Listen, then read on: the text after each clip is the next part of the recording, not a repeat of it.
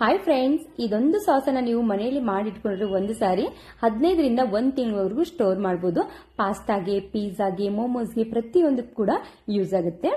ನಾನಿಲ್ಲಿ ಮೊದಲಿಗೆ ಅರ್ಧ ಕೆಜಿ ಆಗುವಷ್ಟು ಟೊಮೆಟೊವನ್ನು ಚೆನ್ನಾಗಿ ವಾಶ್ ಮಾಡಿಕೊಂಡು ನಡುವಿಗೆ ಕಟ್ ಮಾಡಿಕೊಂಡು ತಗೊಂಡಿದ್ದೀನಿ. ರುಚಿಗೆ ತಕ್ಕಷ್ಟು ಕೆಂಪು ಮೆಣಸಿನಕಾಯಿ, ಒಂದು ದೊಡ್ಡ ಗಾತ್ರದ ಬೆಳ್ಳುಳ್ಳಿ, 2 ಇಂಚು ಶುಂಠಿ, ನಂತರ 1 ಗ್ಲಾಸ್ ಆಗುವಷ್ಟು ನೀರನ್ನು ಹಾಕಿ ಟೊಮೆಟೊವನ್ನು ಚೆನ್ನಾಗಿ ಬೇಯಿಸ್ಕೋಬೇಕು.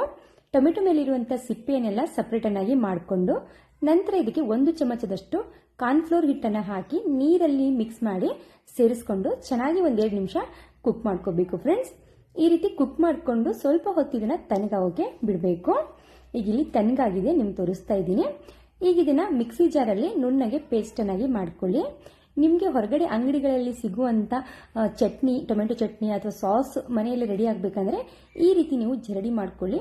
ಅಂದ್ರೆ ಇದರಲ್ಲಿರುವಂತ ಬೀಜ ಎಲ್ಲ ಸಪರೇಟ್ ಆಗುತ್ತೆ, ನೋಡಕ್ಕೆ ತುಂಬಾ ಕ್ರೀಮಿಯಾಗಿ ಅನಿಸುತ್ತೆ. ನಂತರ ಇದಕ್ಕೆ 1 ಚಮಚದಷ್ಟು ವೆನಿಗರು, ಉಪ್ಪು, ನಂತರ ಬಿಳಿ ಉಪ್ಪು ಅಂತ ಸಿಗುತ್ತೆ, ಅದನ್ನು ಕೂಡ ಸೇರಿಸ್ಕೋಬೇಕು.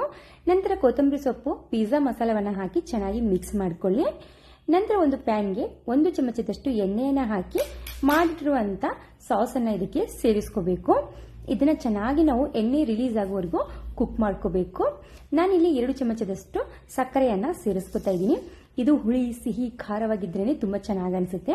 ಚೆನ್ನಾಗಿ ಕುಕ್ ಮಾಡಿಕೊಂಡು ತಣ್ಣಗಾದ ನಂತರ ಒಂದು ಕಂಟೈನರ್ ಬಾಕ್ಸ್ ಅಲ್ಲಿ ಸ್ಟೋರ್ ಮಾಡಿ ಫ್ರಿಜ್ ಅಲ್ಲಿ ಇಟ್ಟರೆ 1 ತಿಂಗಳವರೆಗೂ ಏನೂ ಆಗೋದಿಲ್ಲ ಫ್ರೆಂಡ್.